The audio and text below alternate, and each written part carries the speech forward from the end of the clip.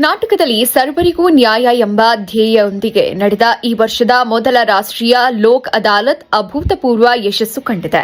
ಲಕ್ಷಾಂತರ ಜನರ ಜೀವನದಲ್ಲಿ ನೆಮ್ಮದಿ ಮತ್ತು ಹೊಸ ಭರವಸೆಯನ್ನ ಮೂಡಿಸುವಲ್ಲಿ ಈ ಮಹತ್ವದ ಕಾರ್ಯಕ್ರಮ ಯಶಸ್ವಿಯಾಗಿದೆ. ಮಾರ್ಚ್ 14, 2026ರಂದು ಕರ್ನಾಟಕ ರಾಜ್ಯ ಕಾನೂನು ಸೇವೆಗಳ ಪ್ರಾಧಿಕಾರ ಹಮ್ಮಿಕೊಂಡಿದ್ದ ಈ ಅದಾಲತ್ ರಾಜ್ಯಾದ್ಯಂತ ಭಾರೀ ಪ್ರಮಾಣದಲ್ಲಿ ನಡೆಯಿತು. ಒಟ್ಟು 951 ಪೀಠಗಳ ಮೂಲಕ ಬೆಂಗಳೂರು, ಧಾರವಾಡ ಹಾಗೂ ಕಲಬುರಗಿ ಸೇರಿದಂತೆ ಎಲ್ಲಾ ಜಿಲ್ಲೆ ಮತ್ತು ತಾಲೂಕು ಮಟ್ಟದಲ್ಲಿ ಪ್ರಕರಣಗಳನ್ನು ತ್ವರಿತವಾಗಿ ಇತ್ಯರ್ಥಪಡಿಸಲಾಯಿತು. ಈ ಪ್ರಕ್ರಿಯೆಯಲ್ಲಿ ಒಟ್ಟು 55,85,000ಕ್ಕೂ ಅಧಿಕ ಪ್ರಕರಣಗಳು ಇತ್ಯರ್ಥಗೊಂಡಿವೆ.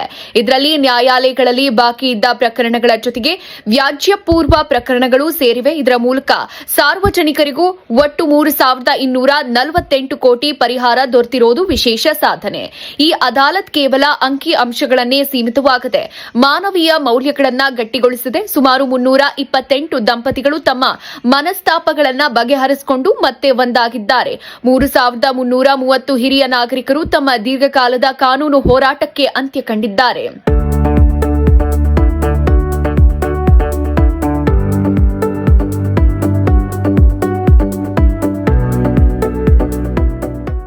ರಾಮನಗರ ಜಿಲ್ಲೆಯ ಚನ್ನಪಟ್ಟಣದಲ್ಲಿ 18 ವರ್ಷಗಳಿಂದ ಬಾಕಿ ಇದ್ದ ಪ್ರಕರಣವನ್ನು 93 ವರ್ಷದ ವೃದ್ಧರೊಬ್ಬರು ಸುಲಭವಾಗಿ ಬಗೆಹರಿಸಿಕೊಂಡಿದ್ದು ಈ ಕಾರ್ಯಕ್ರಮದ ವಿಶೇಷತೆ.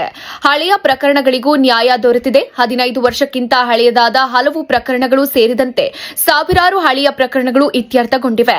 ವಿಭಿನ್ನ ಪ್ರಕರಣಗಳಲ್ಲಿ ಮಹತ್ವದ ಪರಿಹಾರ ದೊರೆತಿದೆ. ಚೆಕ್ ಬೌನ್ಸ್ ಪ್ರಕರಣಗಳಲ್ಲಿ 1,029 ಕೋಟಿ, ವಾಹನ ಅಪಘಾತ ಪ್ರಕರಣಗಳಲ್ಲಿ 290 ಕೋಟಿ ಹಾಗೂ ಆಸ್ತಿ ವಿವಾದಗಳಲ್ಲಿ ಕೋಟ್ಯಾಂತರ ರೂಪಾಯಿ ಪರಿಹಾರ ನೀಡಲಾಗಿದೆ.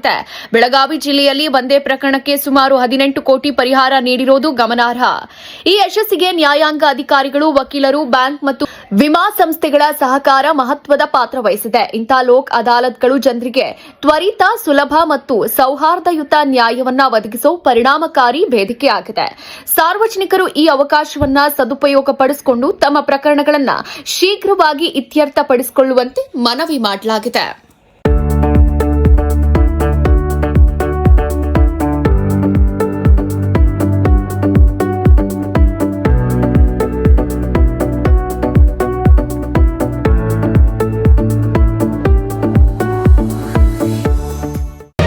ಮತ್ತಷ್ಟು ಸುದ್ದಿಗಳಿಗಾಗಿ ನೋಡ್ತಾ ಇರಿ ಪಬ್ಲಿಕ್ ನ್ಯೂಸ್ 24x7.